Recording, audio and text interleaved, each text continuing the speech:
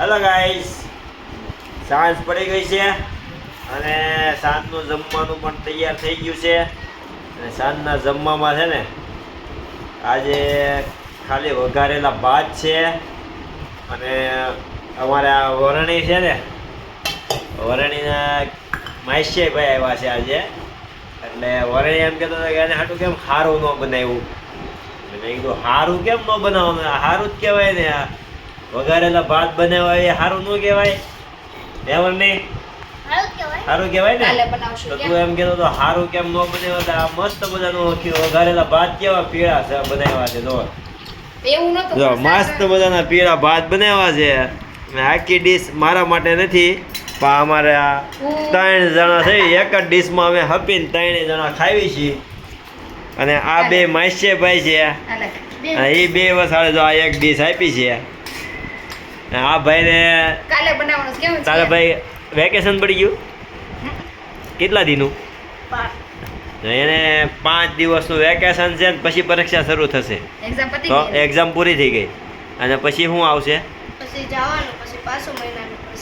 પછી જવાનું, પાછું એને મહિના દિવસનું વેકેશન આવશે. એટલે 5 દિવસનું વેકેશન છે ને, એટલે એના માઈશેભાઈ અરે એ રમવા આવ્યો છે.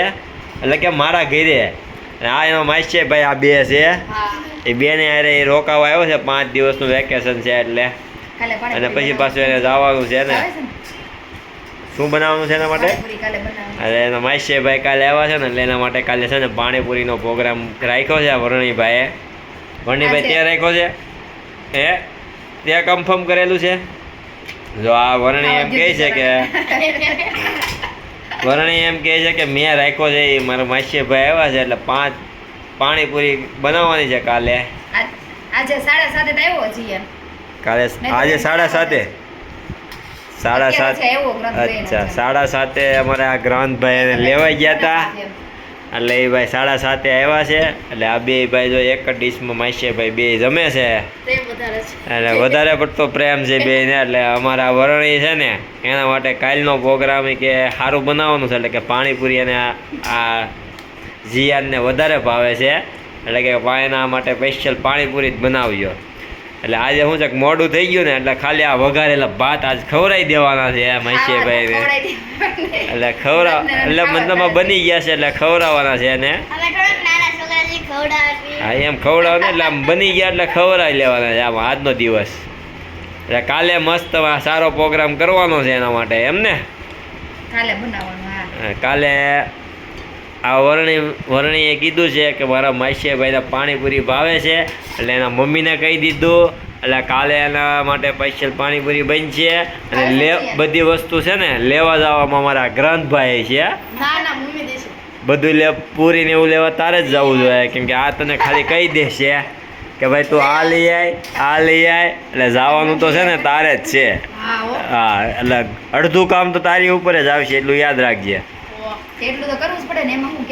હા એ તો અત્યારથી થોડુંક શીખવાડવું પડે, કેમ કે હવેના બાળકોને બધાને છે ને બહાર વિદેશ જવાનો મોહ વધારે છે. એટલે અત્યારથી બધું શીખવું પડે. અમારે હમણાં થોડાક દી પહેલાં ગ્રંથે છે ને રોટલીનો પહેલાં તો લોટ બાંધ્યો અને એની રોટલી પણ એ બનાવતો હતો, તો મસ્ત મજાની ગોળ થઈ હતી. એટલે આગળના સ્ટેપમાં આપણે જોઈશું એક દિવસ કે એ મસ્ત મજાની રોટલી બનાવે છે ને, એ વિડીયો પણ આપણે બનાવવાનો છે એના માટે. ડન ને? હા તો એ ડન કહી દીધું છે. એટલે શું છે કે અત્યારના હવેના યુવાન છે ને બધા છોકરા ભણે છે ને, એ બધાને અત્યારે બહાર જવાનો વધારે મોહ છે. એટલે અત્યારથી શું છે કે બધું શીખવાડવું પડે એને. એટલે આમાં ગ્રંથ પણ અત્યારે પ્રેક્ટિસ ચાલુ કરી દીધી છે એને બધી. એટલે રસોઈ બનાવતા શીખતો જાય છે આગળ. પહેલાં તો એને રોટલીથી ચાલુ કર્યું છે અને આગળ જતાં શાક